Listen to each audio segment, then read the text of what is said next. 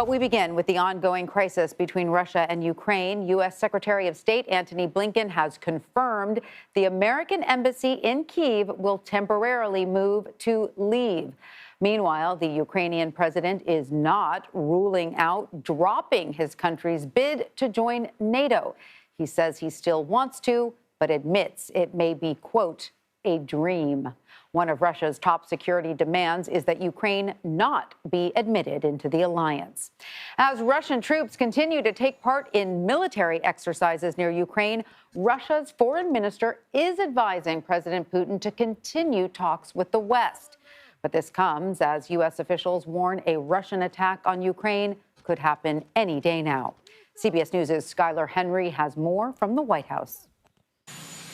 Mr. President, is the risk of a Russian invasion higher than ever? President Biden spoke with British Prime Minister Boris Johnson amid growing fears that Russian forces could invade Ukraine within days. He continues to add to his readiness. He continues to give himself more options should he pursue a military path here. On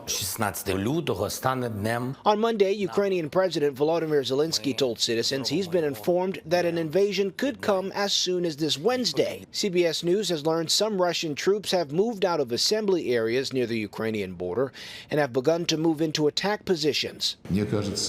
But in a televised meeting with Russian President Vladimir Putin, Russian Foreign Minister Sergei Lavrov suggested diplomacy was still possible and urged Putin to continue talks with the West. We too believe that there still should be and can be a diplomatic path forward. Over the weekend, President Biden held separate phone calls with Presidents Putin and Zelensky to help de-escalate the crisis. The U.S. is now closing its embassy in Ukraine's capital, Kyiv, and relocating operations to western Ukraine. We have made the determination to move our operations to Lviv out of consideration for the safety and security of our personnel on the ground.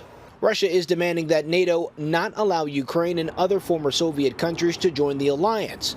But Ukraine's foreign ministry rejected that notion, saying the country's right to join NATO is written into Ukraine's constitution. With no diplomatic end in sight, the U.S. is strongly urging any remaining U.S. citizens in Ukraine to leave the country immediately. Skylar Henry, CBS News, the White House. Let's bring in CBS News senior White House and political correspondent Ed O'Keefe now. Hi, Ed. So we did hear Pentagon Press Secretary John Kirby saying that President Putin has added to his forces in the past 24 to 48 hours. Now, we've been talking about an imminent invasion for a while now. So how much warning, if any, do you think that we will get at this point? That's unclear, Tanya, which is part of why you've seen American officials continue to say it could happen at any moment, and why you saw starting on Friday the White House National Security Advisor Jake Sullivan and others pleading with Americans, the thousands of them who live and work in Ukraine, to get out if they so choose, and do it now, because U.S. forces are not going to go in to try to rescue them if some kind of military action is undertaken inside Ukraine. All this comes as the president today held another round of diplomatic talks, this time with the Prime Minister of the United Kingdom, Boris Johnson, to swap notes on the ongoing situation. He spoke yesterday, of course, with the Ukrainian leader, Zelensky, as well. Here at the White House, they continue to insist an invasion could happen at any time. They were asked about these comments from the Foreign Minister of Russia, Lavrov, about the possibility of talks with the West and whether that should be considered de-escalation, and the White House wouldn't go there, saying no. They're the ones, the Russians, that continue to send personnel and equipment to the Ukrainian border to encircle that country, not us. And unless or until we see something different, the belief of the United States, at least, is that some kind of military action could be taken at any time. And Ed, we're hearing about Russia potentially using false flag tactics. How could that play out?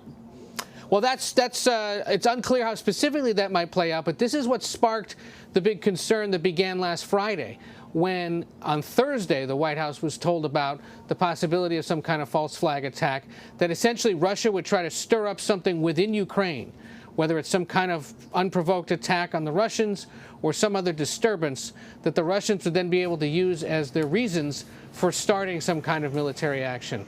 And so the U.S. put that information out there into the ether to try to make it known that, hey, we're aware of what you're trying to do here, Russia, and to sort of, again, signal to Ukraine and to other European countries, this is how it could begin.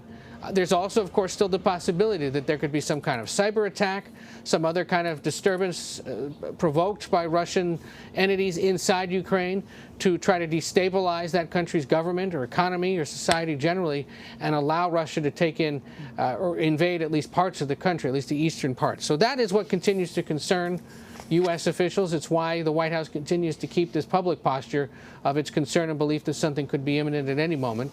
And by laying all this out, the thought is you've warned the Europeans, you've warned the Ukrainians, you've warned the world that you're aware of the situation and what Russia might do to provoke one.